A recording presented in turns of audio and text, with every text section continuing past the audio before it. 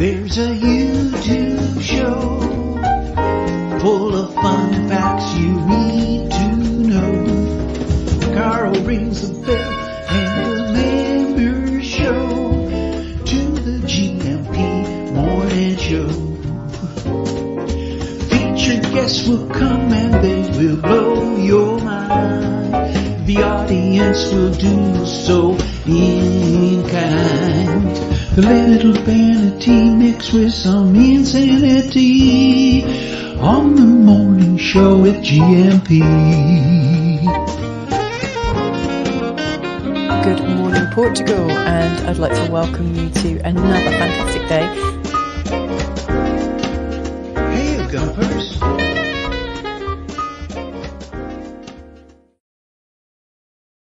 Hey, you GuMPers! Hola, bom dia, alegria. Munson here with the Good Morning Portugal show live stream and podcast. I've got Mamabear in the green room. She's on with us at about 9 o'clock, but she is taunting me with an English breakfast. Stop it, Em. That's so unfair. I'll show you a picture. She's got Lurpak, which I think is about, there's a little portion of Lurpak butter, which I think is worth about £5 Unless you're in Wetherspoons, where I think she is, where she's managed to have a breakfast, a massage, a new set of clothes, a pint of beer, and a whiskey to follow, and a taxi home, all for $9.99. It's amazing. Wetherspoons, UK. Good morning, everybody. How are you today? The three wise men are in with added wisdom from Deagle this morning. Isn't this amazing? Is it the eve, or does Joe Biden arrive? Does Uncle Joe arrive in Belfast today? Let's have a look. Bon dia, Carl and GuMPers from a cold Belfast, 3 degrees dry, but a storm coming with 50-mile-an-hour winds. Heavy rain later into Wednesday. Yellow weather warning for Deagle over there. Nice and mild here in Portugal this morning. 16 degrees, Deagle. You may or may not be pleased to know over here. And it's been a bit, it was chilly last night. The days have been lovely.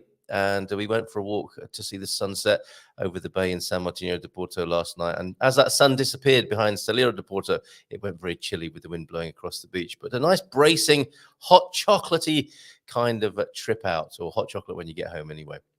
So Joe Biden is in Belfast, already there to celebrate the 25th anniversary. Some poignant words here from Deagle this morning. And thank you, Deagle. And thank you for the update. Lots of love to your family, my friend. Yeah, you had an interesting time here in Portugal. I think it's probably the best word to use. But I think you had a good, some warmth anyway. You got your bones warmed up and managed to celebrate your wonderful anniversary here with Kathy. So I'm glad to hear about that. 25th anniversary of the Good Friday Agreement. That's why President Biden is in Belfast for the GFA, or the anniversary thereof, a cross-party peace deal that ended our so-called troubles. A lot of people are alive today because of it, says Deagle. It's not perfect, but it's perfect compared to what we grew up with and called normal. I see it like the 74 revolution that promised so much for Portuguese citizens, but looking back, not nearly enough. Yeah.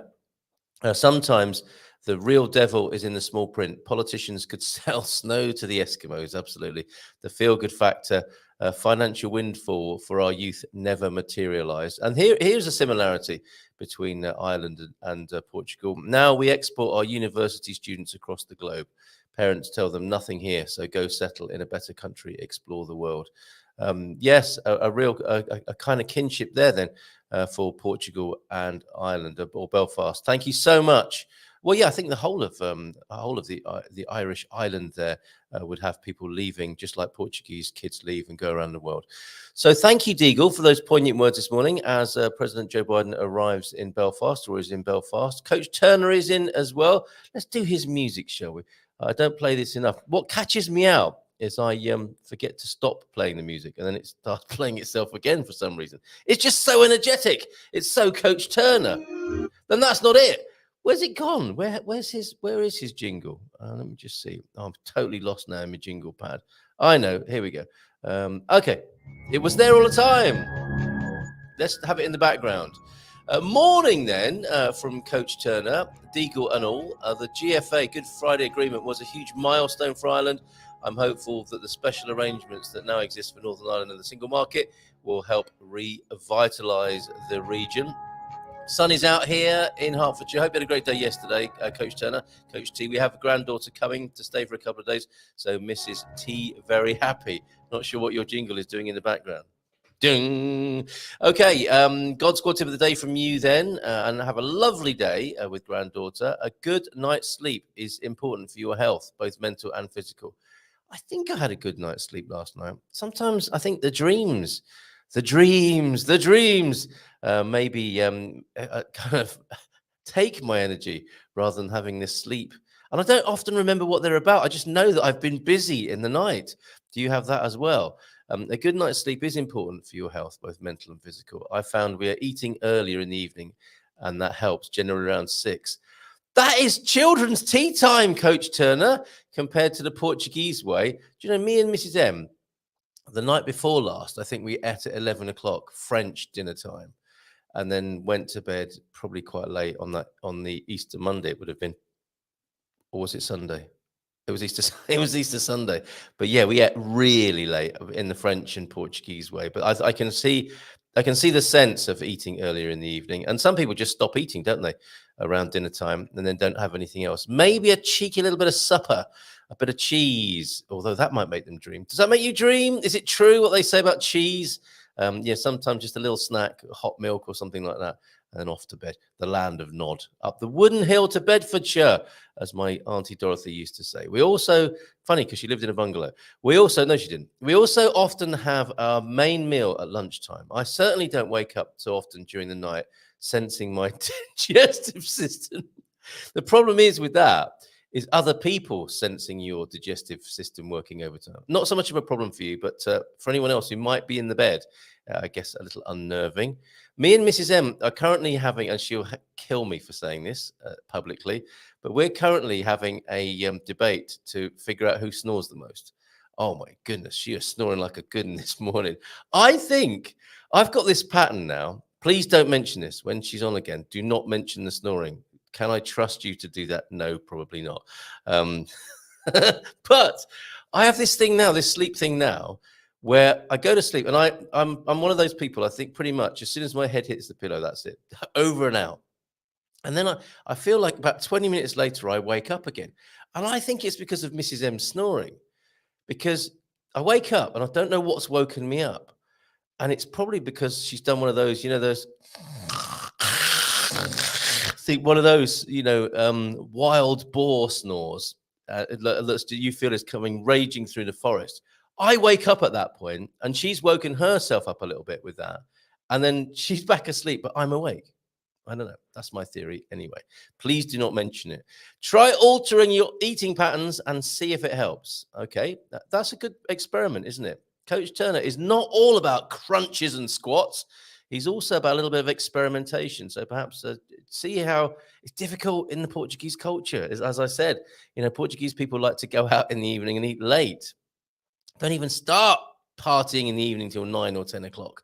And food is going to be a part of that. But I get it. You don't have to do that every day, do you? You could do that at the weekends. And you could actually, then you've got the A-B comparison, haven't you? If during the week, when you reprobates and bon viveurs are just taking it easy in anticipation of the weekend revelry, you could just do one of those 6 o'clock dinners, couldn't you? Not eat anything else, go into some fasting, and maybe not eat anything until, mid-morning, and see how that works, compared to the debauched lifestyle of eating at 11 o'clock in the evening, falling asleep on the sofa with Netflix still going into the 12th episode of the thing you started to watch but can't remember even starting it. That sort of thing. And just compare which of those lifestyles you prefer. Nice job this morning, Coach Turner. Thank you for that. T-Duck is in. Three wise men were here around 8 o'clock. Bon dia, GuMPers, says T-Duck, and a deep thought from Aldous Huxley. Enjoying these. And we found out yesterday, didn't we, that he had a utopian book called Island, I believe, if I remember rightly. And, of course, A Brave New World, which is the one our human minds tend to focus on and be more aware of. That men do not learn very much from the lessons of history is the most important of all the lessons that history has to teach. Aldous Huxley, right there. And he was the English writer and philosopher. His bibliography spans nearly 50 books, including novels and non-fiction works, as well as essays, narratives, and poems. Thank you very much. And T-Duck's Portuguese saying of the day then, gênio e figura, ate sepultura. Genius and figure to the grave. What does that mean? What is bred in the bone will not go out in the flesh. I get it. I don't understand that. What is bred in the bone will not go out in the flesh. Genius and figure go to the grave. I wonder. I guess you can't take genius away. You know, it's deeper than the body itself and the flesh. I wonder. Do let me know what you think of that. These, of course, go over to the GMP VIP platform. At that point and at that moment, so I don't forget, can I just show you my new website? Well, it's the same website, but it's been rejigged once more. I do fiddle with the website to make it sometimes very simplified and easy. And then sometimes it gets really, really complicated. And then I have to cull the information on there just to make it a useful and easy user experience. So I thought this time I would distill it down to the, talking of genius and flesh and bones, right down to the bones now. So it's not too complicated. There it is. There's the current goodmorningportugal.com website. Oh, I've got to reconfigure gmpvip.com. Don't go there just yet, but goodmorningportugal.com is working fine. And there you will see, as well as a thank you. And most important thing, actually, first things first, what I do is made possible by, of course, the GMP VIPs and the Portugal Club members and Expats Portugal, our associates at Expats Portugal, and our channel sponsors, Herdad de Mayo, Your Home, Dynasty Homes. Thank you very much. Frontman Bobby, of course, who you'll know. So thank you to all who make this possible. There is the website. And the first thing I put up is a picture which you can click on. And then that takes you through to subscribing to the YouTube channel, and a little flash of Iberian FM there as well, which I think is going quite well. Slowly does it. So that's the first thing. Then our private community, which you're welcome to join. That's just the next slide of the GMP private community. Francis joined yesterday, live on the show. Then it flashes up in the chat. So that's my private online community. Personal concierge service and hotline. You have access to me virtually dressed in just a dicky bow and bunny ears. Actually, fully. Oh, Mrs. M walked in just at that moment. Like, good morning to you. You're looking great, Mrs. M. Access. Would I like a coffee? Would I? Yeah, put a ding in your dong. To put a ding in my dong. I thought it was a musical thing. Haven't you got a... Disgusting. What? Haven't you got an etheric musician? I do have an etheric musician coming in. Here you're talking about dinging and donging. That's what José Martins will be doing later on today. So I was just telling everybody about the GMP VIP private community. You made an appearance yesterday, didn't you? You made an appearance in the GMP. Occasional flashes of Mrs. M in there. You get access to my contacts and my network. And my favorite way of describing it is it's like a Portuguese virtual village. So we've got 50 people in there now. What? It's like a pub. It's like a pub on a Friday night. It's like a pub on a Friday night. Someone coming in selling cockles at about 10 o'clock. And then the Salvation Army coming in a little bit later on to make you feel all guilty about what you're doing on a Friday night. It is like a pub, but it's not just drinking and talking nonsense. Sorry? You really should be on the show rather than talking to me you're very distracting in a very good way. Yeah. I was talking about you earlier on. Wasn't I, everybody? So it's your Portuguese virtual village. All of life is there, I would hope. By the time we get to our optimum number of around 100 people, plus the experts in residence and a few, people coming in, hanging out with us, I think that's going to be like a village online where, we've got people all over the world.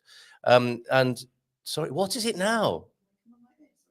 Can she be on the show in her dressing gown? She's asking.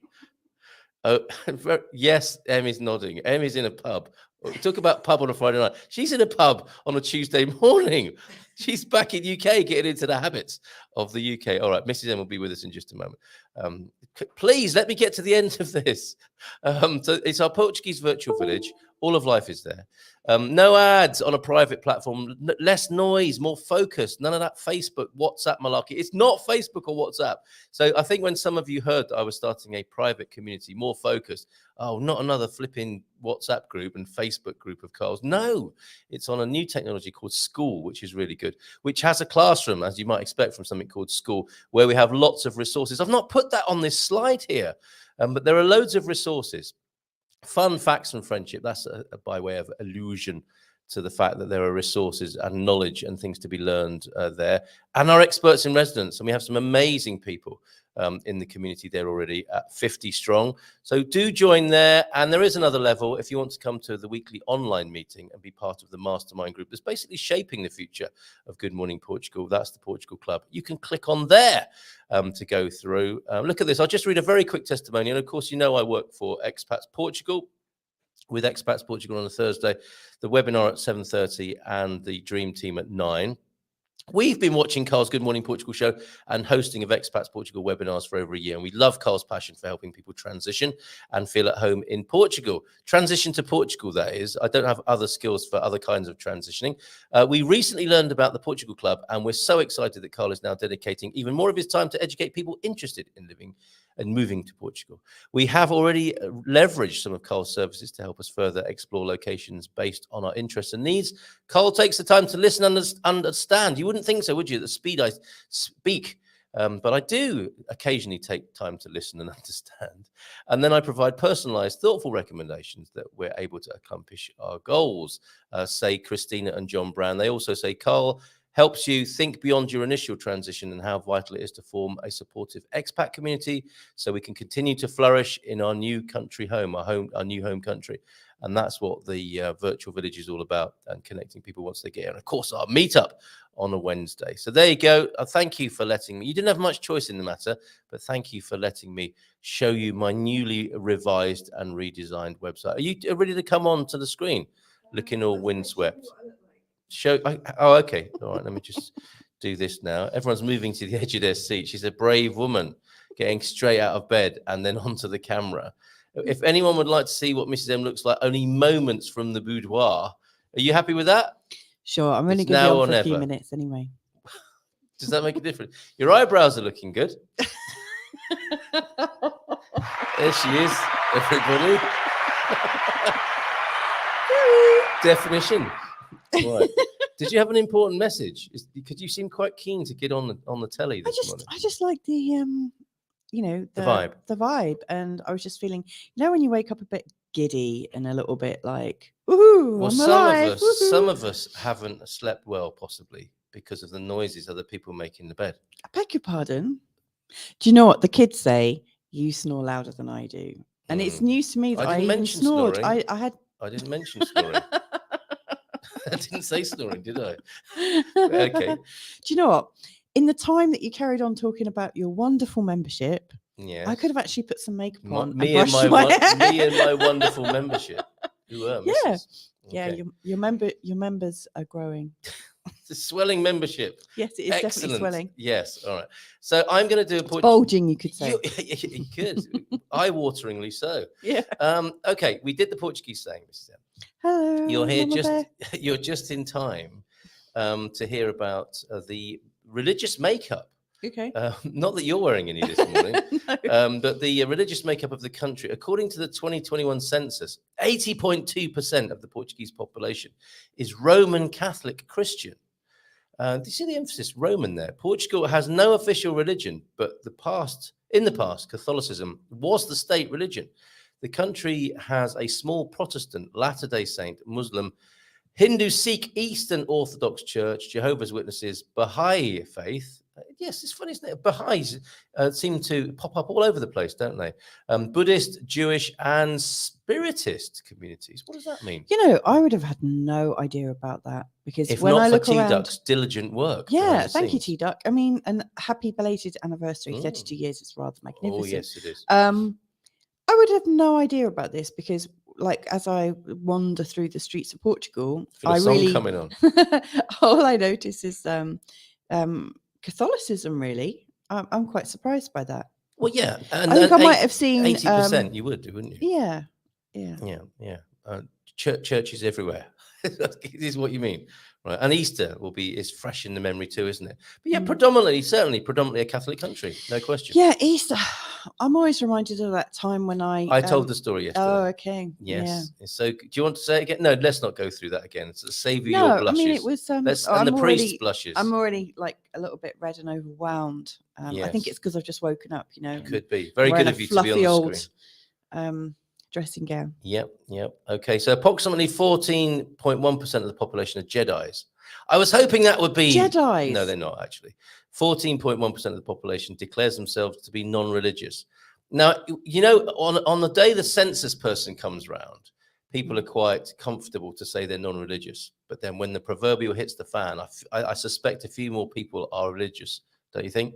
In times of trouble and need. And that isn't necessarily when the census person comes round. But there you go. Do the census people still come round? Oh, was it online, do you think? I have no idea, but I mean, how would a census? I mean, that would be a really cushy job if you're the census person collecting stuff from Portugal. Why? Because you go Do you fancy a barrel while you're here? Well, that would be very cushy. I mean, like, you know, if you haven't been to Portugal yet and you drive around, or if you've driven around Portugal, you'll know that as you're driving around these towns, it looks like they're ghost towns because everyone's shutters are down. Oh, so you go knocking on doors, not knowing if anyone's in or not. Okay. And the chances are you just wander around getting heat stroke, knocking on doors and getting no answer. Do you think they went through quite a lot of census people who had to retire early from the job? Well, it'd be one job I would consider consider doing. I mean, that's great. I mean, you've got the population of, what is it, Manchester, or a combination between Manchester and London, spread out over a country almost the size of the UK. That's a cushy job. Well, I with like wonder, some houses in the middle of nowhere. I think somebody might say, Give me that job, please. Au contraire. We might have a Portuguese census operative. I want to be the one that works in central Portugal. I don't think you get to choose. I don't want to be the census person that does Porto or Lisbon or any of the big high rises. I don't think you're going to get to choose, frankly. Really? Yeah, it's a public office. You can't say, well, I'll do that street with trees on it, but not that one because that looks a bit hot. It's got a lot of dog poo on it. With all the reflected trees. I don't think it's going to work like that. But if you know anything about the Portuguese census, call in now on 913-590-303 and put Mrs. M straight on that. Yeah, I like being put straight. It's good. Dad jokes to come.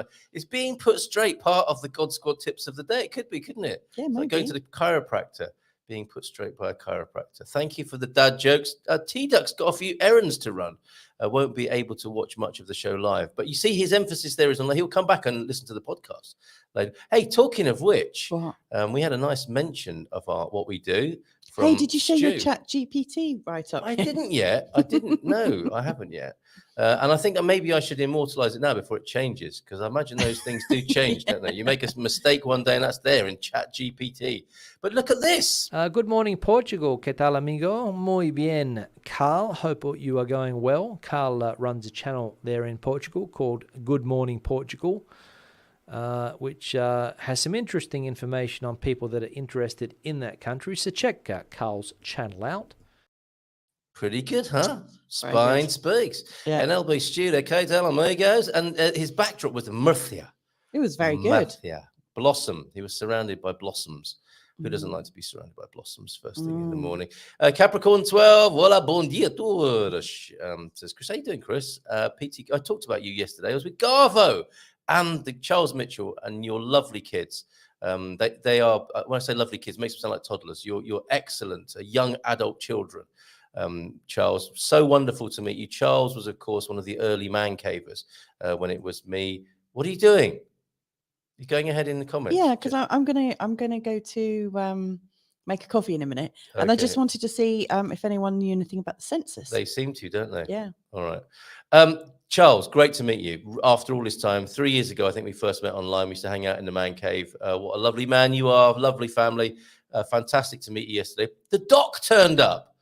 Suddenly a car pulled up outside the cafe. It was the doc, completely by coincidence, with a man called Paul, I think, from New Jersey. And he was a real New Jersey guy. Came in, I want a drink. Can you give me a drink? I'm from New Jersey. I hope he's not watching.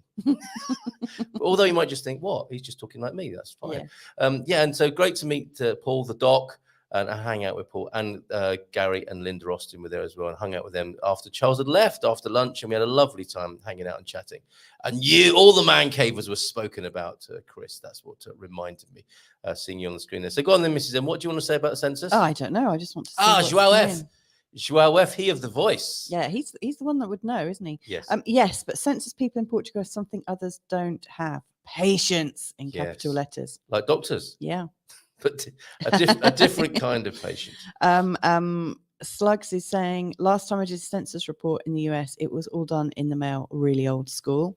I think you get different results. If you've got someone sitting opposite you with a pen, chewing on a pen, and you have to look them in the eye and say you're a Jedi, that is very different to writing it down on multiple choice, isn't it? In other.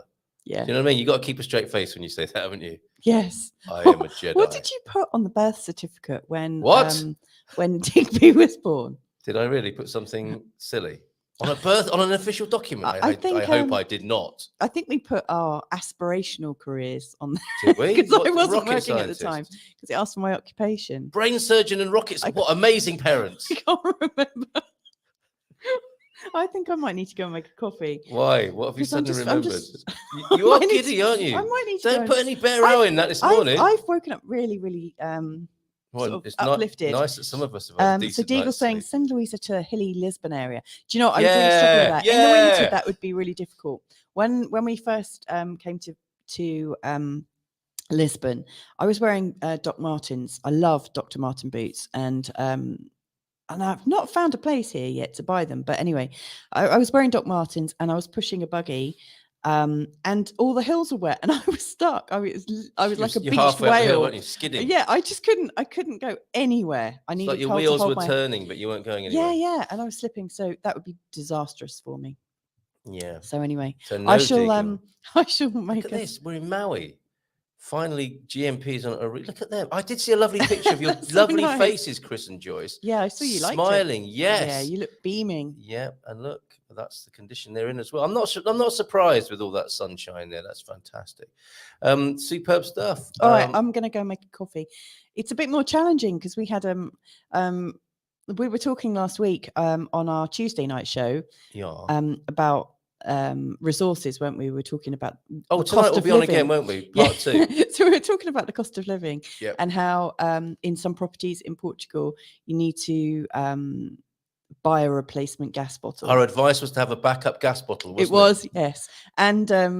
And also we were advising people, you know, with Easter coming up, you know, to Make sure you get some gas. make sure you get your shopping in and stuff. Yeah. And as Carl showed the most recent gas bottle receipt, I said, oh, it's almost 6 weeks ago. We should get another bottle. And we didn't. Guess who ran out of gas and didn't have right enough, before the Easter and holidays. didn't go shopping before the shop shut. The people who give the advice about that stuff. So I think after the show we can go shopping and buy some more gas. because Anything we everything's gonna say, be I mean, okay. that's proof that anything I say about Portugal is a serving suggestion. It is not the law or the Well, it's definitely not the gospel law. truth. I It's mean, like, we could have done with taking our own advice if we'd taken our own advice. but who couldn't in this world? But we're quite haphazard, and we are Exactly. quite well prepared with camping gas and stuff. Okay. So hopefully we still Don't got go enough- just yet because you've got to say hello to Em and look at her breakfast before we do that. And I'll say hello to a few more people. We'll come back to your comments in detail. Jean by Randy is here. Joao de Norte is in. Carl Hyde, the Englishman in Lisbon. Good morning to you. And Chris, of course. Chris is here. Marcus, who I mentioned before. Hope you had a lovely birthday yesterday. Dougie's in. We saw Doug's Bugs yesterday. Francis is in too. Joao F. And Antonio F. Not related, joining us, as is Sarah Taylor. A few of you GMP VIPs there. Good morning to you. Lee McGrady as well. And I haven't mentioned Sluggers in the house just yet, but the third of the three wise men whose comments we will come back to. Oh, Mr. S joining us live. That's fantastic. Mr. S as well. So let's have a look at our breakfast, because a lot of people do send me pictures of their breakfast before they arrive on the screen. Oh, we didn't get to look at Fabrizio and Ian in Osaka yesterday. Oh, they're nice photos. Look at their aren't lovely they? blossoms there. Fantastic. It's I hope you're really having a lovely lovely. time, fellas. But look at this. This was sent to me earlier on. She was so excited about having an English Ooh. breakfast. It's a little bit blurry. She was shaking with anticipation. I love that plate as well. It's beautiful. It is a nice plate. That looks like a village cafe, doesn't it? Rather than Weatherspoons or Spoonies. And she's hidden a pint of Guinness that she's having Surely with it's that. too early to eat at Spoonies. No, it's not. People are What? in there drinking at 7:30 in the morning. I Seriously? think so. Oh, Something like wow. that. But look, and there's a long shot. She's already taken the £5 British worth of Lurpak and put it on her toast. Lurpak has got security tags on it in the UK apparently now. Seriously? Yeah, look, but look, Because it's like €5, it's £5. £5 a pack or something. Yeah, £7 a pack. Hash Oh my God. browns, sausage. Don't get excited, people. It's not Portugal. She's over there in the UK, in the northwest of the UK. She'll tell us exactly where in just a moment. But I'm loving the look of that breakfast, aren't you, Mrs. M? Yeah. Just looking longingly at that for a moment, if we may. Let's give her a nice round of applause. And bring her onto the screen. There she is. Good morning to you. Good morning. Are you actually in Spoonies? Good morning. Pardon? You actually in Spoonies? I am. I'm in Weatherspoons in Ashton-under-Lyne. It opens at 8 o'clock, though. This is one. It opens at 8 o'clock, ready for breakfast. Breakfast served 8 till 12. So, well, hey, got the Tetley tea. They don't do Yorkshire. Tetley tea this morning. That's not a bad second, is it? That's not a bad second. Hey, I really loved your interview with Stephen Jenkinson. A lot of Thank people. you. Do. Yeah, It was very good. yeah. We're getting on for 2,500 views of that from Friday. Yeah, great talking to him. Yeah, it was quite the feat that you pulled off there, inviting him and bringing him to the screen. So great job. Have you had any further reflections on his wisdom that he imparted to us on Friday? No, not yet, because being in the UK, you land in the UK, don't you? And then all these people who you've not seen in such a long time want to see you, and they want to fit you into the day. And every time you sit down to do something, someone appears. It's like you go to the toilet, they appear around the S-bend sometimes. It's like you really don't get, you really don't get to just breathe. And everything is so noisy here. I mean, I live off grid. I'm sure houses are on grid in Portugal are really noisy too. But being here in the UK, the noise, the sirens, the cars, there's so many cars. I haven't seen that amount of cars in the last 2 years in Portugal. You see that more coming out of the airport, you're like, whoa, car overload. Wow. Light overload, sales overload, everything's a walking talking advert. It's just wow. So just trying to breathe in this kind of environment, it's like, get me back to Portugal. Really? So you're having a real culture shock at the moment? Well, yeah, I guess so. It's overwhelming, and seeing family and friends and all that emotion, and seeing the places where you grew up and where people were born and died, and so many memories, so many chances to, I don't know, sit with your grief, so many chances to talk to people about living and dying, and obviously the talk with Stephen and yourself over the Easter Sunday dinner table with family. Yeah. It was an interesting one, because my mum was like, shh, don't bring it up, because and I was like, well, Mum, it doesn't matter what I say, someone's going to bring it up, because they want to know what happened, they want to know about it. I can't avoid death at the dinner table, and that's society's for you today. They don't want to talk about it. And the fact that my grandparents, both my nanas, I'm so blessed to have Nana Jean and Nana Joan, and both my nanas are 87 and 88. So they're coming towards the end of the life, obviously. You know, maybe they've got 10 years left, but my nana's outlived her mum by nearly 20 years. Wow. So the fact that they don't want to talk about it, even me, the one who's always known to have the foot surgically removed from the mouth at the dinner table, it really is different, you know. Trying to, how was the interview? It was lovely, thank you, Nana. Yes, we talked, and my mum's face, and thinking, don't talk to that about death in front of Nana Jean. It's like, man, I know. Death phobia right at the table. Well, it's such a delicious irony there. But that sounds like, are you writing a book? Because Death at the Dinner Table, although it sounds like a murder mystery, That sounds like a great it could be a really good name for a book, uncovering the taboo, couldn't it? Death at the Dinner Table. Yeah, and how you can talk about death, how you can introduce it. Yeah.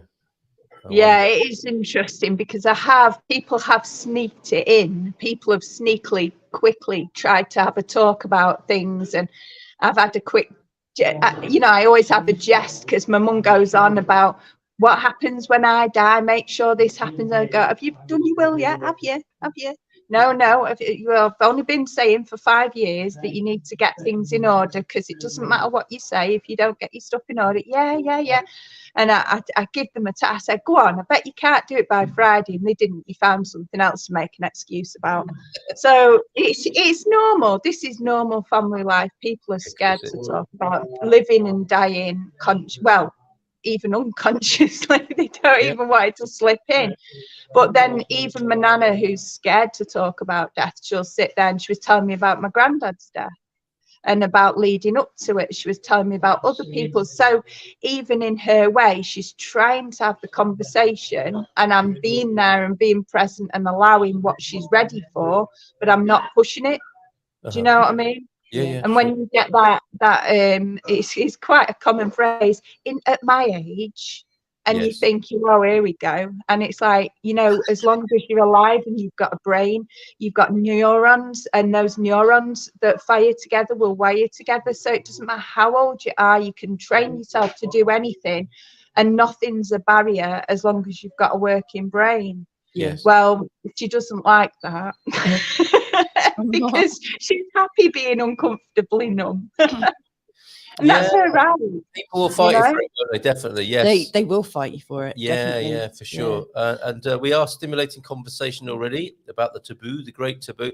And it was funny, wasn't it? Because Stephen Jenkinson, during the conversation, said, I'm known as the death guy. And he never set out to be that, but that's just what's happened to him. And it's a name he can't really shake off because of the work he does. Check it out. It's on our YouTube channel now, anyway, if you want to listen to a really interesting conversation with a man who has deeply delved into the subject. I've written, and that's the other thing. It's not really a subject, is it? That's what he was saying. It's like, it's not a thing or a subject like, you know, you've got your fitness and you've got this part of life and that part of life. And then there's the death bit. It's a bit more overwhelming and central than that, isn't it? We've disassociated, and as we as a society disassociate ourselves, like he said, it's not that we're not willing to have them, it's that we don't want to face things. We're not ready to welcome people and death back into our homes because it means we'd have to live with it. We couldn't carry on doing what we do. We couldn't carry on doing, and we couldn't carry on working and doing all those things. We'd have to be sitting with the death, and we can't just walk away from it like we can in nursing homes and care homes and hospitals and leave it to someone else. We'd have to take responsibility, and taking responsibility is scary. Not many people do it. You know, in the UK, you see so many people not taking responsibility. We'll blame someone else. It's easier. You know, we'll blame the government, we'll blame the religion, we'll blame the hospitals, we'll blame the medical profession. But who's taking responsibility for their own actions? Yeah. And how much of their energy are they putting into blaming someone else? You know? Sorry, I've got to go. Speaking of needing to go, I actually do need to go. Talking of taking responsibility, I need to. Right, you're ready. on your own now. I've got to get our boy ready. He's going for a day on the Kinter today. Very good. A day on the Kinter. Yeah. Another great book to be written. Yeah. Thank you, Mrs. M. I look forward to that cup of coffee, that cup of Joe. All right. Thank you for popping in. Thank you for letting me come on in my sort of. You're welcome anytime. Fluffy state. You're looking lovely, raw, authentic, beautiful. Very raw. There you go. Very there raw. you go. Raw and authentic. Beautiful. Ciao. See you later, love. Thank you very much. Excellent. Right. I've written that. Oh, she's pushing the table over as she leaves. Crikey. I've written, this is what I want in my will. I'm being chucked over the Niagara Falls in ash form. What a way to go out of the world. Well, I guess that's not going out of the world, is it? That's to be acknowledged in such a way. And a kindred spirit with you there, Em. I love talking about death. It's a great room silencer with lots of feet shuffling and throat clearing. You're used to that, aren't you, Em? I suspect as well. Absolutely, yeah. But it's good though. It gives people a chance to explore their truth. You know, it's all right, people trying to avoid it, but usually when people are making a bit of a deal trying to avoid something, it's something they actually do want to secretly talk about, and you're giving them a way in. Yes. No, you're quite right. And I wrote something down because I wanted a few. It was a somewhat more nerve-wracking interview than I normally do because of the kind of gravity of the situation that had been caused and the subject. And I wrote a few notes down, and one of them was something that he himself wrote in the book Die Wise. Seeing the end of your life is the birth of your ability to love being alive. It is the cradle of your love of life. And that's the thing, isn't it? It's not just talking about death as a thing. It's what comes with it and what can be revealed in that process. And I just thought it was lovely, those few words that you wrote in that book. When we sit and we realise that we might die, it's something we don't really want to think about, but sometimes our health, it forces us into a corner where we think, oh, blimey, you know. When I had a stroke at 37 years old, it really was like, wow, you know, much earlier than that. I was 30 when I nearly lost my leg, and they said, well, you'll either lose your leg or die. And there was it, after just walking Hadrian's Wall in 6 days. And it really gets you thinking, maybe not at the instant part. All I thought was, this really hurts at that time. Yes. But afterwards, when they said, oh, we said that we thought you were going to die, we brought Cheyenne to say goodbye, but we didn't tell you. And it was like, okay. And then that whole trying to manage the thoughts that you're not who you were before that accident, you're not who you were before that illness, your body's changed, everything's changed, and you're sitting with the change, you're grieving the things that you lost along the way. You one day you're a healthy person. I was a bodyguard.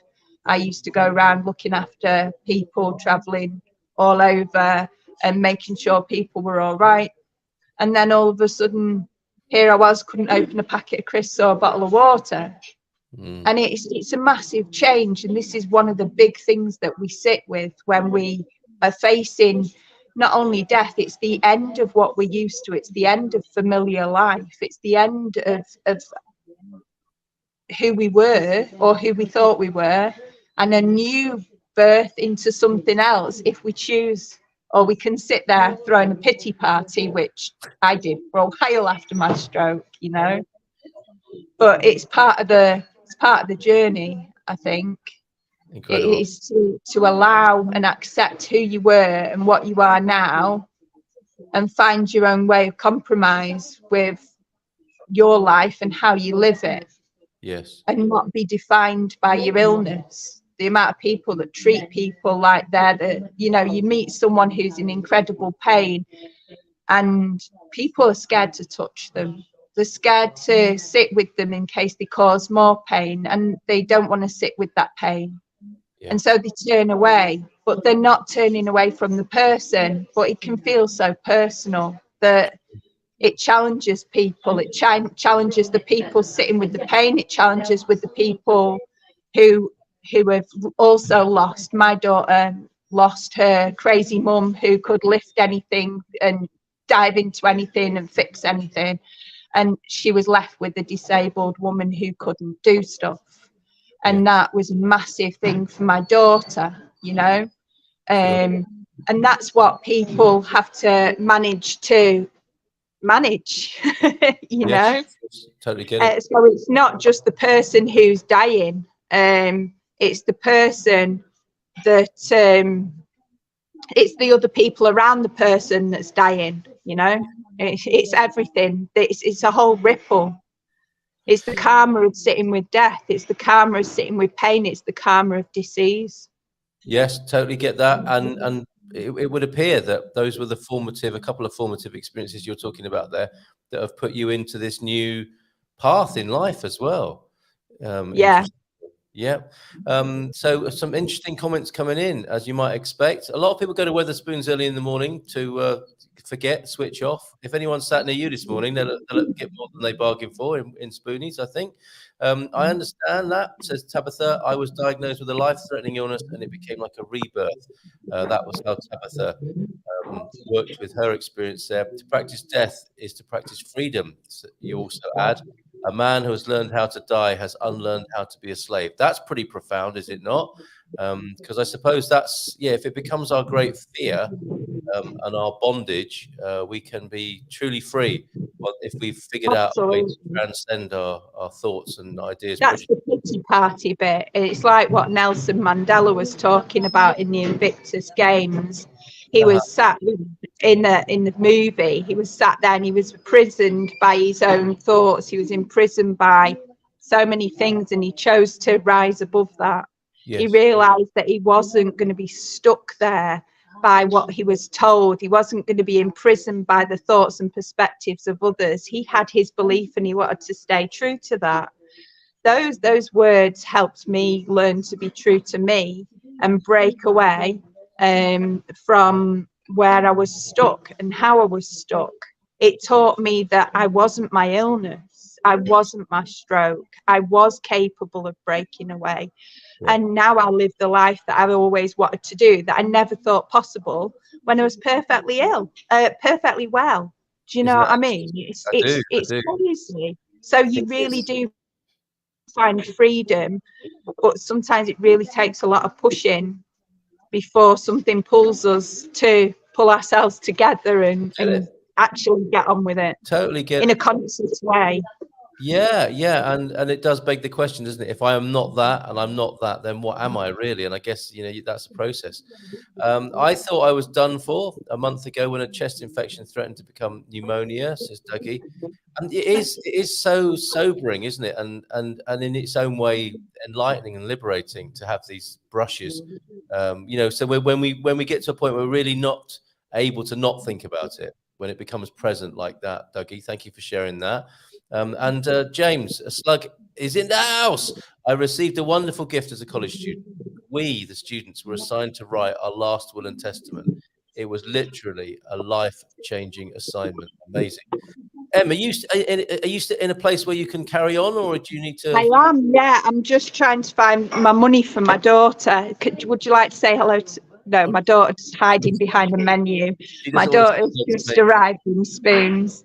Right. So she's like, no, Mum, don't. I want to hide in the corner and eat breakfast, and that's fine. Of course it is. And do you need to speak to her? Because I can. No, we're absolutely fine. I've just put my purse on the side for her so she can help herself, and she knows what to do. She's my daughter. She knows how to raid my wallet. That comes with part of it. With your help here and with your daughter arriving, I was thinking of launching a new feature about parents of millennials.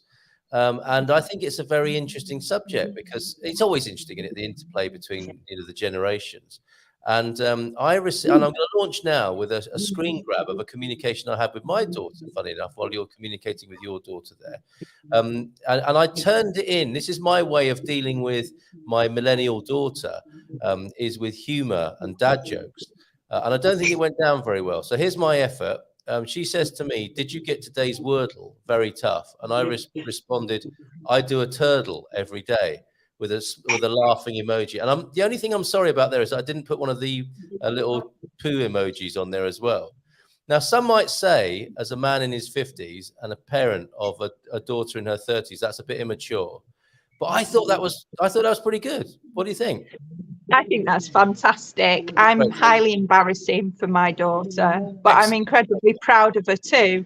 Yes. And you've given me a perfect opportunity to explain something or share something here. Please do. Yeah, what I've found is many people who are our age or older think, the kids today, they don't know they were born. And you know what? I want to put something out there. I want to share this thought. Well, how about these kids that are taking the karma of all our generations? They're dealing with the climate crisis. They're dealing with all the choices that we've made. They're living with it. They're dealing with. They were born into this conservative government, or just after. They've had 15 years of that. Then they can't. Most, like my daughter, can't even remember a Labour government. And she's having to carry the weight of all of that. Yeah. She had to manage to get through the education system, which is crazy. She's trying to work her way through life and navigate that. And it's so hard for our children, for these teens who are trying to make their way in the world and trying to understand it. And I really feel for them. And you know what? Just to get up and keep going, I'm proud. I am really proud of what they do and what they achieve, regardless of what everyone's telling them. because they have to put up with us at the same time, and that's much harder than it was for people before us. Yeah. And these are the people that are going to lead the way. These are our trailblazers that are going to show the world what compassion really can do. Yes. You know, I've got a lot of hope for them. Very good. And you're right, absolutely right. And I despair when I see the generation that's coming through being criticised. That's not to say they're beyond reproach or don't need any help or constructive criticism from time to time, as we all do. But they have a quite the situation to deal with, I think, and I think they need all the help we can get. And the casual put downs and all this kind of woke bashing. There are symbols of this generation that are coming through, I think, that I think old farts tend to pick up on quite casually and not respond very well to. So I think, yeah, they need a lot more space and love. Wait a minute, says James. I thought the job of being a parent was to embarrass our children. Did I get that wrong? It's all part of the job, I think. Are you sure you read the instructions leaflet? That's the problem. There isn't a right instructions leaflet, is there, for this job? There's no right, there's no wrong. I mean, no one knows how to be a parent. I've screwed up with the best of them. But I tell you what, I continue to love my daughter and do my best. And that's all a person ever can do. And sure, we make mistakes. And sure, no one gets it right all the time. So what? You know? And we all... As parents, we're still dealing with our karma. We're still dealing with our traumas and our life and what happened to us growing up. And our children are the product of that as well. So the best thing we can do is keep working on ourselves. Absolutely. You know, not take responsibility. Yeah, and I suppose that preoccupation with doing the right thing can be quite painful, whereas being loving and doing your best, you couldn't really wish for more than that, could you? Those are the hallmarks of the great elders and parents, grandparents and so on, aren't they? That's what we love about our grandparents, is that they really love us, or they appear to, and the best of them. And they're doing their best. They're not preoccupied with sort of the rational part of parenting and the judgment side. They're just compassionate and open, aren't they? So that will be a pretty good role modeling, isn't it, to bring some of those grandparently qualities into the parent level. And there you go. Love is always the answer. There you go. So if in doubt, be a little, find a bit more love, and there's always a bit more love available. Apparently the cartoonist Al Jaffe died yesterday in Manhattan, age 102. That's a good innings, isn't it? And you mentioned Nelson Mandela. Great to see you, Kaelele Mlongo. Thank you for popping in occasionally, as you do. Nelson Mandela's legacy of humility and service lives on not only in South Africa but also around the world. So thank you for popping in and for saying that this morning. I don't know if you're staying with us, because we've got José Martins just getting ready. He's joining us at past. He's a sound therapist. He'll tell us about what he does. I hope he can stay for some of that, Em. But we were going to talk about creature comforts. You are in your native UK. You have sent me pictures of tea bags and crumpets, I think. And whilst that's fun and interesting in its own way, there's something quite profound about that, isn't there? About sort of being kind to yourself and... because you also mentioned about being back home, there's a kind of grief aspect to that. You're going to face some, whatever's unresolved about going back to the old place or leaving it will probably come up a bit. Yeah, it's just landing and then seeing the places. Like with it, the way things have gone this time, it was like the story of my life happened within 48 days and it played out in front of me. And I had things to do while I was here to help family and to do, all these things. Like an emergency family thing came up as well, and trying to navigate that, and then seeing all these different places, and then getting to talk about living and dying. And it's really interesting. It gives you the opportunity to bring things up that maybe were causing friction, and to be able to find ways to bring them to the air, breathe life into them, breathe fresh life. It was so good to see my nana for the first time properly in maybe 5 years, and to be at her house and to sit with her and listen and just listen. Yeah. because we're not all that lucky, you know, and it's that chance to just sit, and then my nana's there. Would you like some cake? Yes, absolutely. Nothing beats the Bring cake it on. that my nana bakes. Yeah. So I told my friends, and she's going, "You're not that vegan thing, are you?" I said, "No, I'm a cakeitarian. I just eat Brilliant. lots of cake." So Fantastic. obviously, my nana found that highly funny, and she keeps feeding me cake, and that's easy. Love on a plate, isn't it? Love on a plate. Yeah, Great. absolutely. You can't beat that. And watching her baking in the kitchen and those smells, it's like, wow. Yeah, It's so comforting, you know.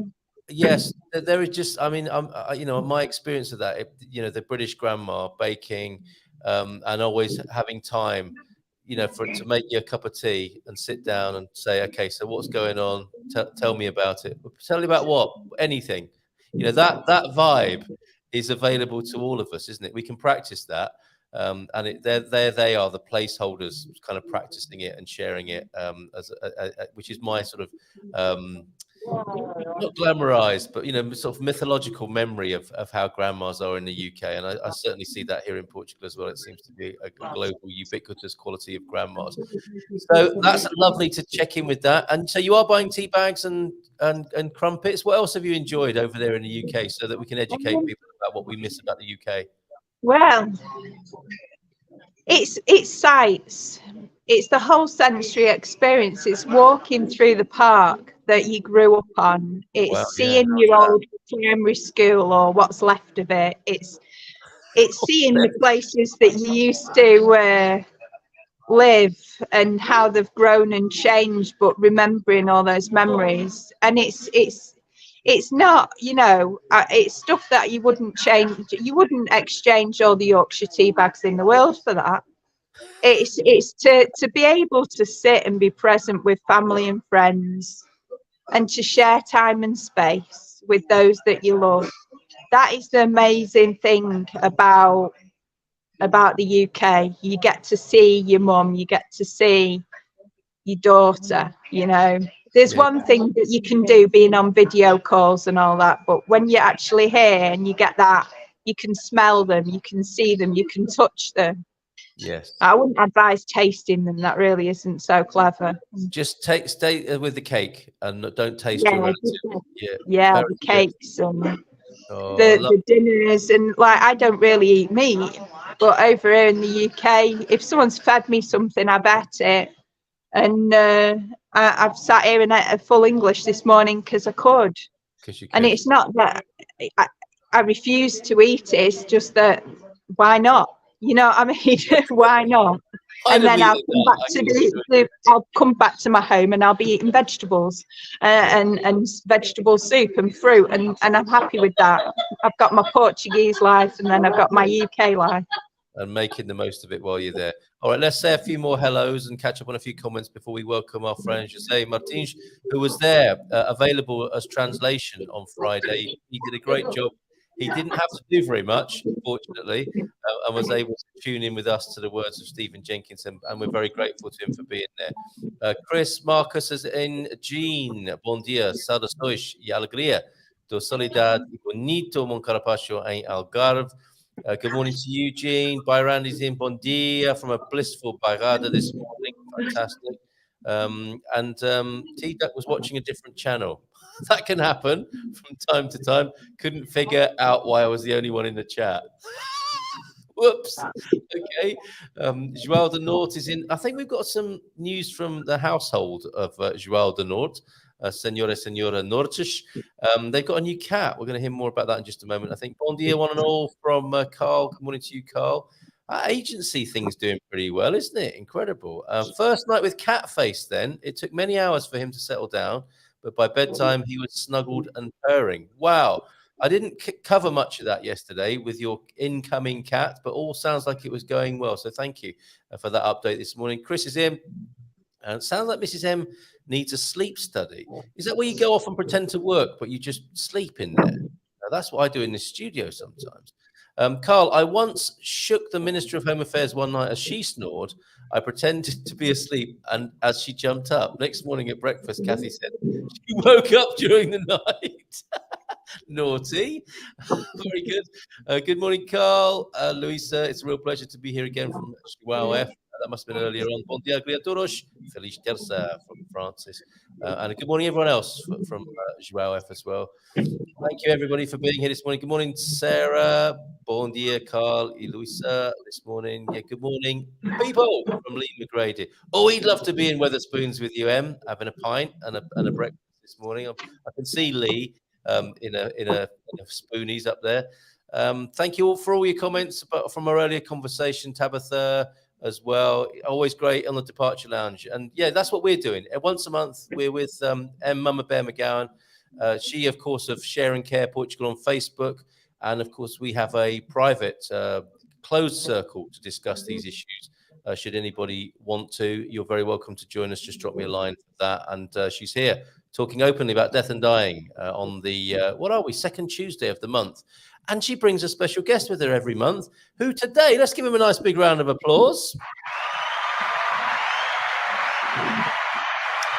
would be our friend here, José Martins. We met on Friday. Thank you for the work you did on Friday, being there. Should a Portuguese question arise, José, thank you. Did you enjoy the talk with Stephen? Bom dia, Portugal. Bom dia, bom dia.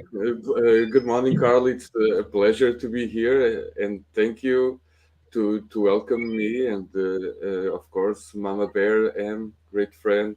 Hello. So good to see you. And Friday was very special. I'm very honored to at least be in the presence of that gentleman, Stephen Jenkinson. He is really amazing, one of a kind. So it was a great experience. I didn't have to work much, but I really enjoyed the privilege. Thank you. Well, thank you so much for being there. Really appreciate you being there, because it was important to us that, we were hosting him in Portugal, albeit virtually. He was visiting Portugal for an hour. And it seemed right, and it was very kind of you to offer your services should any translation be necessary. And it still might be, of course. We might get questions, might be on the YouTube channel, and who knows, when he comes back, I hope you can be there then again as well. Because there was a suggestion, wasn't there, that we would all connect should he come back to Lisbon at some point. But it's about you this morning, José Martins, and your incredible work that you do in Central Portugal. I've described you as a sound therapist. And we'll take a look at your Oifonia website and centre. But could you describe in your own words what it is you do there, the remarkable work you do? Well, it's not so easy to put on words because sound is so magical. Yes. It's like try to describe a song. But of course, it's physics, so I support myself always in the scientific journals, experiments, and try to see this, to feel the sound as part of our life. It's so important because all of us, we love music, but we don't know why. But we always enjoy music.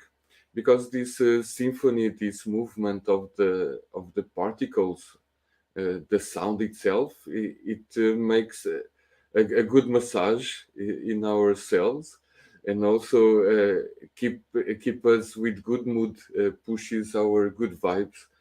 So having good sounds around, it's always nice, important, and keep. There's an irony, isn't there? The sound particles are frozen for a moment coming from Central Portugal. So while that's happening, I'm going to bring onto the screen José. Sorry, I beg your pardon. João F. Sorry, we lost you for a moment, José. Are you back? I think your connection may have let you down there. Okay, while that's settling, let's take a look. This is Euphonia. And forgive me for this, will make it a little bit easier for me. It's available in Portuguese and English. But look at the amazing things that José shares with the world here. Oh no, you're back. Okay, let's come back to you while we've got the connection working again. Or have we? So funny to be talking about sound therapy and then not being able to hear you, José. Oh. José has one of the biggest sound collection here in Portugal, or there in Portugal. It's the largest collection of musical instruments and things to do with crystal sound. His collection is absolutely fantastic. It's magnificent, and his events that he holds is just pure medicine. Medicine, there you go. So the therapeutic and healing benefits. I think that's what you're beginning to talk about there, José. And here we see some of the incredible things that Em's talking about. Can you describe them to us, and the benefits and what the experience is of working with you in this way? Great. I'm happy because our body is not a crystal itself, but has lots of crystalline structures. So the sound generated by the crystal itself, it's more biological. So our body enjoys more. And we have this kind of different formats that we can, operate the sound itself. And of course, the most common is the bowls. Then we have tuning forks, we have crystal singing pyramids, we have the flutes, we have the bells, we have the chimes. So we have different ways of experiencing or receiving the crystal sound itself. So it's what I always try is to have the most recent and the more powerful instruments in my shop, so people can enjoy and of course can share with other persons. Oh, lovely. And it is a shop and a center, isn't it, where you can have treatments and sessions with you, and we'll come back to those. But how does somebody get into this? I mean, it's not the most obvious thing you'd expect in central Portugal, is it? The biggest collection of sound generating bowls and instruments and devices. How did you get into it?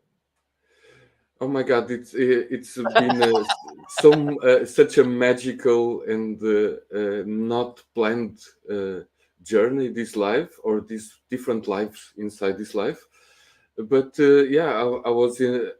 I don't know if I am an engineer, so I'm always curious about the matter, the forces, the phenomena, the miracles themselves. And I always enjoyed the sound. And when I got to know the crystal singing bowls in 2010, it was like my passion to know. I discovered my love in a way. Yes. And it was magical because I feel that everyone likes to sing. Everyone likes enjoying music, and I just was a little bit more courageous and faced my insecurities, all the beliefs that I cannot sing, I don't have a good voice, and all these kind of things. And I enjoyed so much. Then afterwards I started to share with other persons, and also inspiring other persons to go forward and overcome all these nonsenses of not singing well. Because I can tell you that only a person that is almost dying cannot have a good voice. An healthy person, for sure, has a good voice. Yes. So it's an inspiration for everyone to experiment our voice, our instrument, our music, our inner music. Then can be going outside to the other persons. Isn't it? Because we are instruments then, aren't we? We are human instruments of sound communication. And on that basis, it's a shame, isn't it, that some of the sounds that do come out of us, and that we have this same in the way that Mamabear, is about addressing the taboo and what's happened with the conversation and our awareness of death and dying. You're that same person in a way with sound, aren't you? Something terrible has happened, really, almost criminal, that people believe they can't sing or won't sing or are embarrassed to sing. And what's the beauty of them that can come out of them without those ideas and thoughts is then kept from the world and kept from them. They don't see their own potential in that way. So thank you so much for being a representative of that potential and possibility here, our neighbor in Portugal. So am I right in expressing that way? Is that a correct and appropriate way to put it? That, we do have this, we all have a song, don't we, metaphorically? And we are a song. We are a song. There you go. We are a song. Tell us more about that. How do you encourage that in people? So in a way, we are like a little bit pioneers, bringing new approaches, and also this format, Good Morning Portugal. It's also a pioneer format and inspiring new people. Yes. And what I try to do is show them that they are allowed to express themselves, because nowadays mostly we express by text. We don't speak, and yes. we hear sound by headphones. Yes. So even our language, our voice, in a way, it's like there is someone that they don't want us to talk. I don't know, but it looks like. Yes. So expressing ourselves is one of the most important things, because we are social beings, and it's important for us to get some validation from the outside, and also validate others in a positive way, not on a judgmental way, of course. And it's good to have friends, because we can express with our friends. It's good to have family, because we can express with our family. It's good to have like work buddies, or because if we can, the more we talk, the more our thoughts are coherent, because our voice, our speech forces the geometries to organize. So it's always good to talk, it's always good to speak, it's always good to sing. So it's very healthy that we can do that, even talk alone. It's not madness, because in a way, talking alone is just bringing some sound to our thoughts, because mostly of the time we are thinking of something. So it's just to bring more sound to the thoughts. And why not speaking alone? It's very healthy, and also helps to organize our ideas, and sometimes feeling new or feeling new point of views. Yes, that we our mind wasn't going there, and when you speak, sometimes you get an aha moment. Yes, for sure, and it's, I guess it's a bit like bearing witness to yourself, isn't it? There is something very different to what you think you're hearing when it's a thought, and then what actually happens when it's outside, because that breaks the kind of barrier, doesn't it, of in a dialogue and what goes on in the mind when it's expressed out in the world. Something like we know from, like you're saying, when you speak to friends, family, work buddies, it's once it's said, it's out there, isn't it? And then there are dynamics that belong to that sharing and that expression. This is amazing. And look at this, José and Em. Pete is in touch with Egypt. Bon dia from one of the cradles of ancient civilization. A very interesting perspective on death, especially visiting the Valley of the Kings and Queens and going inside a pyramid from the 27th century BC. Is it as long ago as that, Pete? We don't recommend being buried with your slaves and servants. That, I think, there's an outdated practice that shouldn't continue. But they probably have one or two things to share with us, I think. And Pete's there. We just listened to the sounds of the Karnak temple with no one else there for 10 minutes the other day.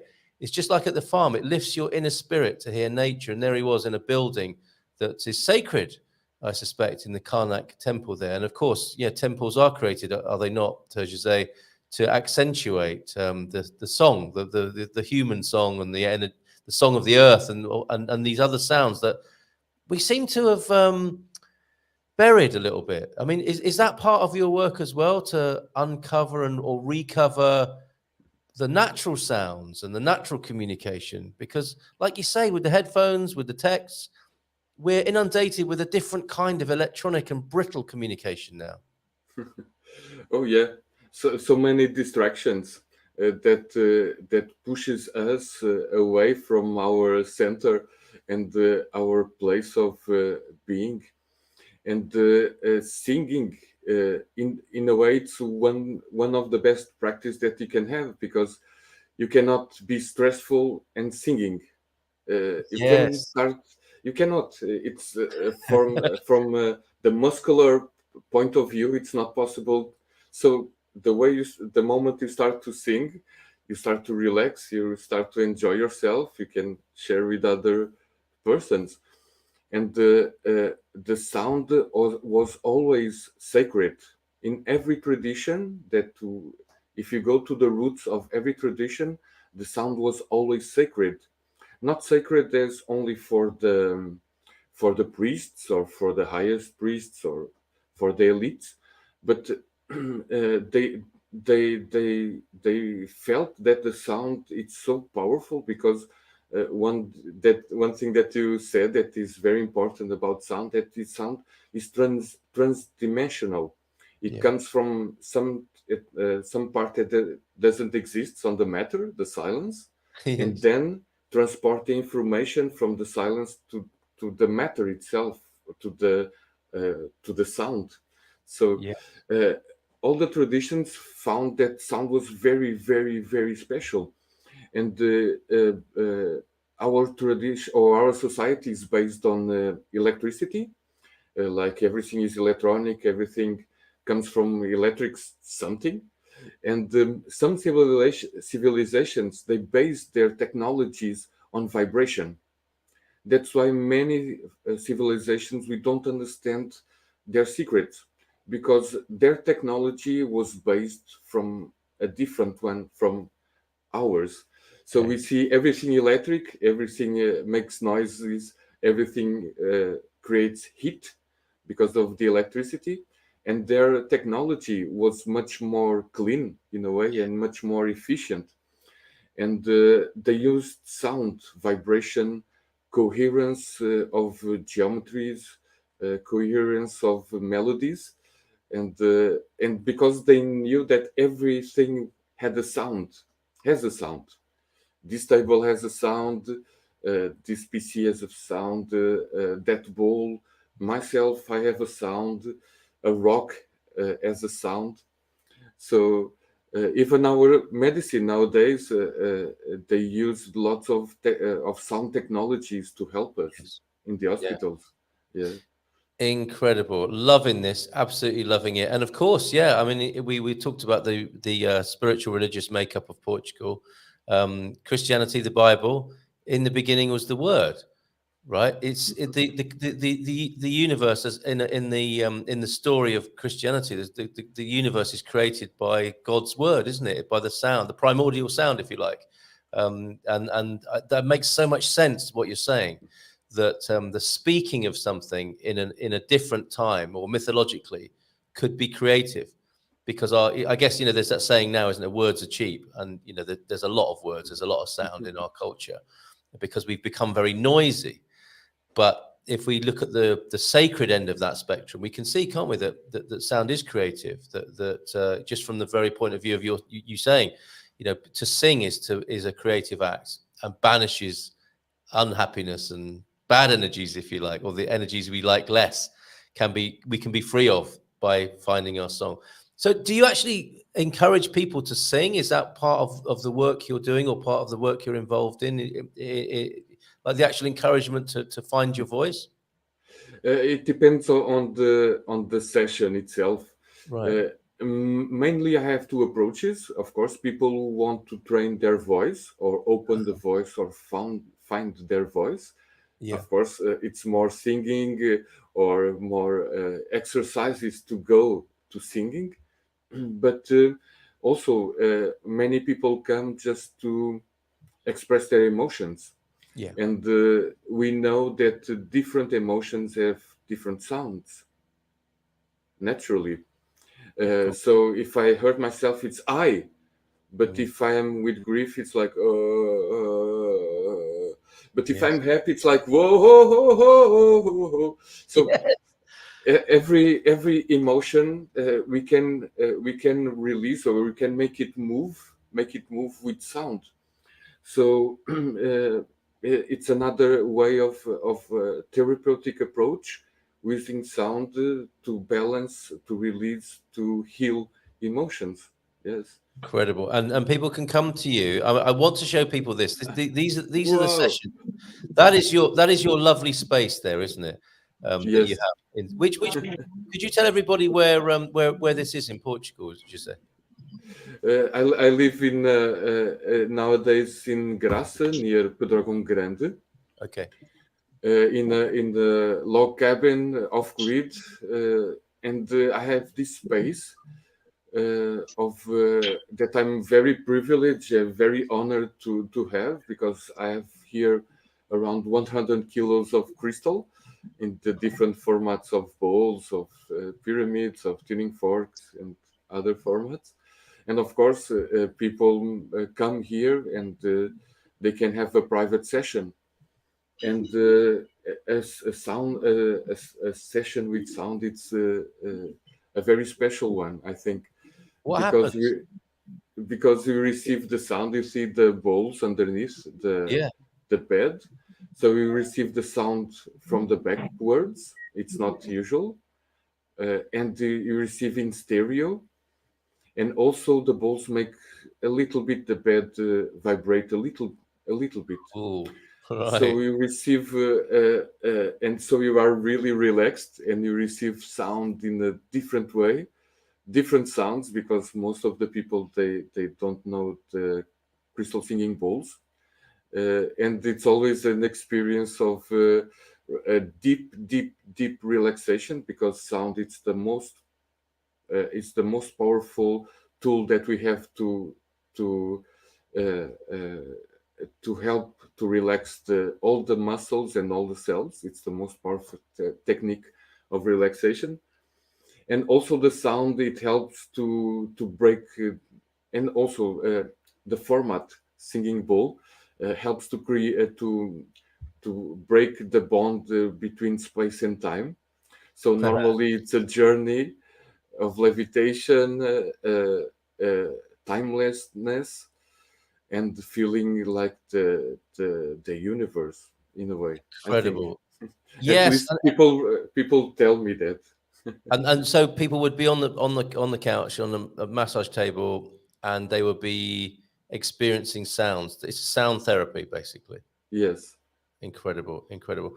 And yeah, again, sound. And James is saying, yeah, there's a documentary about sound made by a Portuguese filmmaker. I saw it on Netflix, but can't remember the title. Maybe somebody else will. But isn't it interesting? This is the Departure Lounge. We talk about death and dying, and they say, don't they, that the last sense to go is sound. That And the first, and the first to because come. for the fetus to communicate with the mother, the first one that he develops is the sensory vibrational aspect. Incredible. It's not the ear itself, but it's the sense of hearing, not Yes. the ear itself, but hearing. And we cannot block the sound, because Can't, can you? we can shut your eyes, but you cannot shut your ears. So we are 24 with sound all life, since the beginning until the end. And the auditioner sensor part, it's one of the last of, not, I don't know, but they say it's one of the last to go, if not the last one. Amazing, isn't it? Like I had that realization only a few years ago, a couple of years ago. I think you can't shut your ears, can you? You can't stop hearing, and perhaps that's how important sound is to us. Is that Yes. we're just connected all the time, aren't we, to vibration, physical uh, to, vibration? to everything, Yeah, of course. It comes very much the part of our civilization that we lived in the jungle, and of course we needed to have all time oh to yes, know about the environment all the time, yes, otherwise we'll be an easy prey. yeah. Lunch for somebody. Lunch. Yeah. Incredible. so in order to our body to make all the metabolism, it needs to hear the vibration of the earth.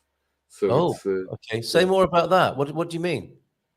the everything vibrates, as everyone tells, and of course this planet also has some kind of vibrations, of course, and in the beginning, when NASA was sending astronauts to the some, they say, outside Earth, most of them, they started to get sick on the first days, and then they realized that they put just a small generator of signal, and voila, it changed.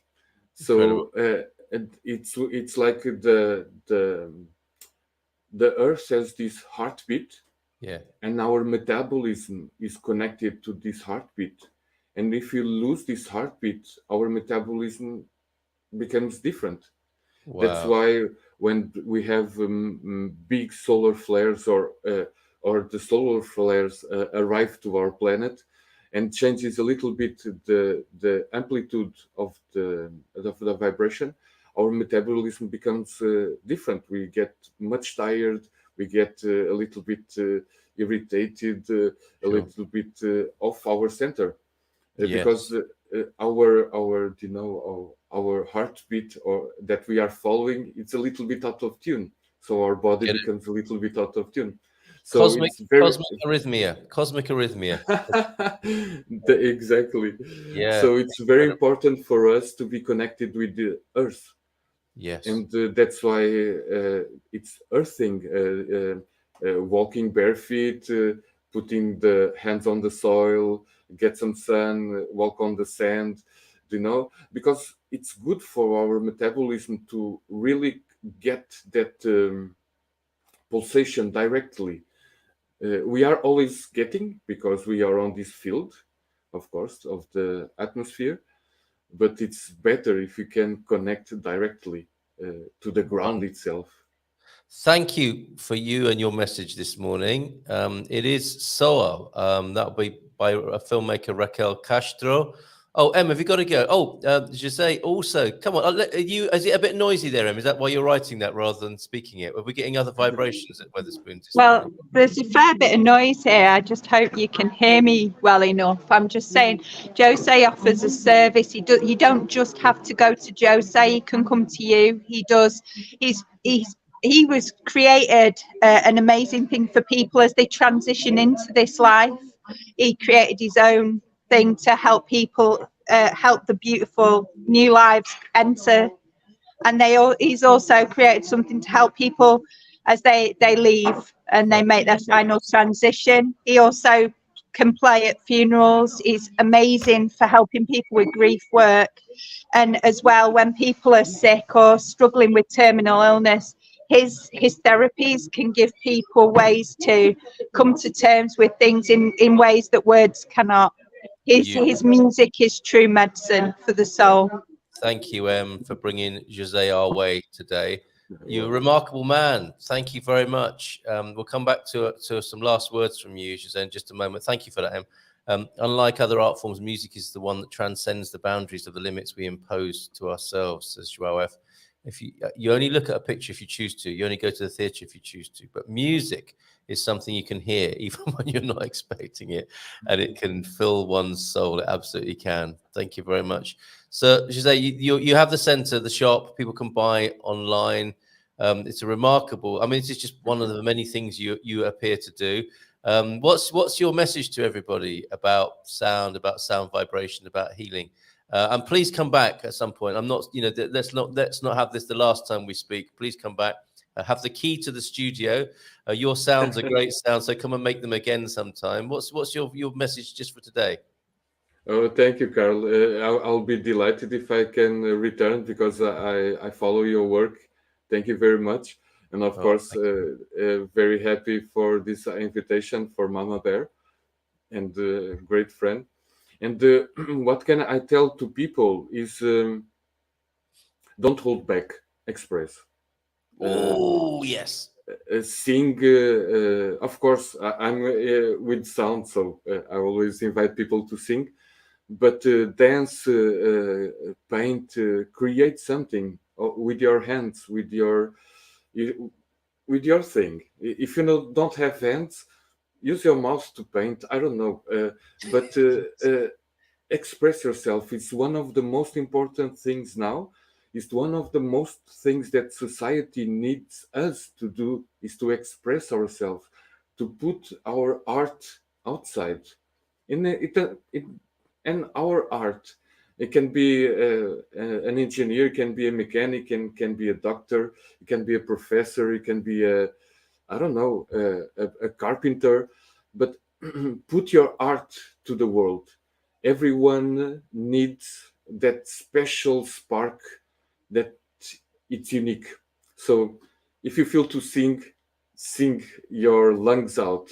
It's very good, very releasing, and also if you hurt yourself, it will heal faster and better if you shout, if you scream the moment you hurt. So sometimes society says, "Oh, don't scream, don't." No, do it, because it's your body that invites you to do that. So express yourself, even with F words. Express yourself. Why not? Thank you. We'll have a special session on that. I think maybe when you can teach us the Portuguese F words and so on, and we can learn how to express ourselves. We've got to go through That the would whole. be funny. I'm sure it would. Got to go. She's got to go and dance, I think, Sarah. Thank you so much for being here. I was going to do a round of applause, but it just seems a little bit over the top. Like a nice, appreciative glow of silence and a nice bit of abrazo, like a virtual hug and nice vibration moving around the studio and across the world.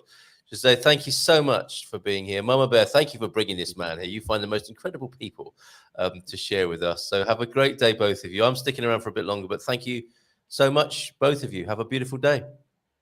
Thank you, Carl. Thank you, Mamabear. Love to UK, Mamabear. So bye for now, José. Ciao, ciao. Até logo. Até próxima. There he goes. And Mamabear, thank you so much. Thank you. We've got a cat video next. Purring is healthy. Purring is, I think, cat people know that cats on your lap. That's grandma's again. The cat on their lap is a healing vibration purring away. Mamabear, last word to you. Well, thank you so much. Yeah, whatever you do today, express yourself, stay true, stay authentic, stay raw, and just be. Woohoo! Okay, thank you very much. And Mamabear, see you later. Love to UK. Bye for now.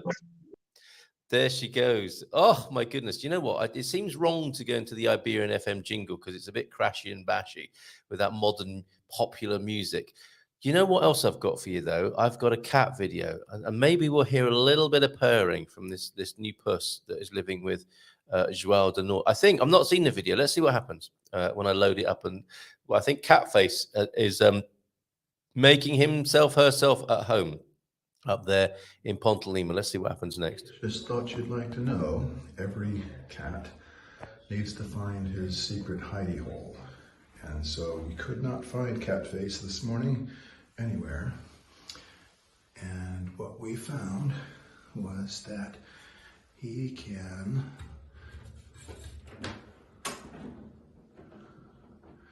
get into this little drawer from the back side. Hi, Catface. Oh, Catface!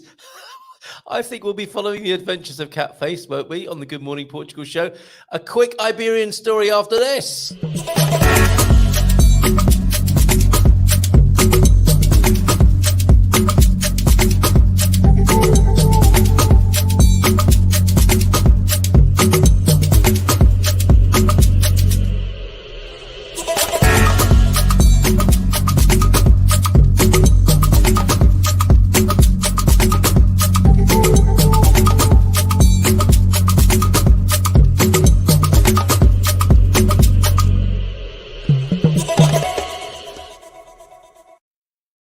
So just a quickie then this morning, the Iberian FM phone-in, which we are experimenting with at 10 o'clock Portuguese time, 11 o'clock in Spain. Please find us Spanish friends to talk to. Love to talk to some people in Spain, Gibraltar, Andorra, and that southern part of France that's also included in the Iberian Peninsula.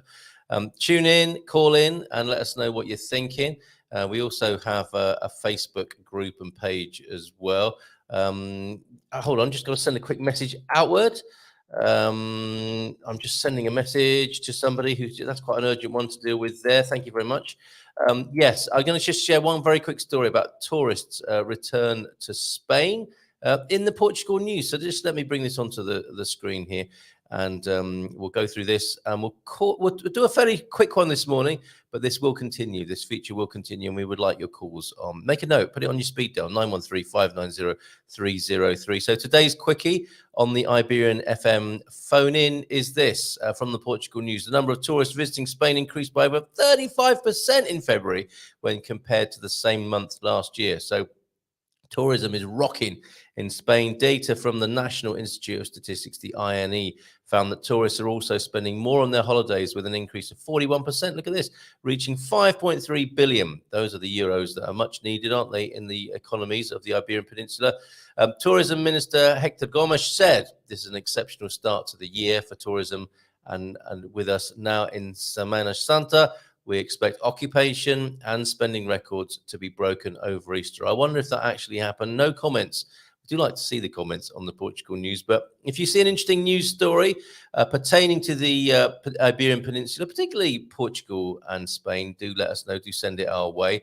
And we'll look forward to sharing it, and also to talking about it here when you call in on 913-590-303. So that's your Iberian FM phone-in talking point for the moment. We'll segment that and we'll stick it on the YouTube channel. And this conversation will grow and grow on this Iberian Peninsula of ours that we're learning more about each day. Bon dia, Carl, a Facebook user. FU, who are you this morning? Ever listen to a heartbeat? There's a nice thought to end on. Go listen to somebody's heartbeat now, maybe. Ask for their permission first. Could be a bit odd.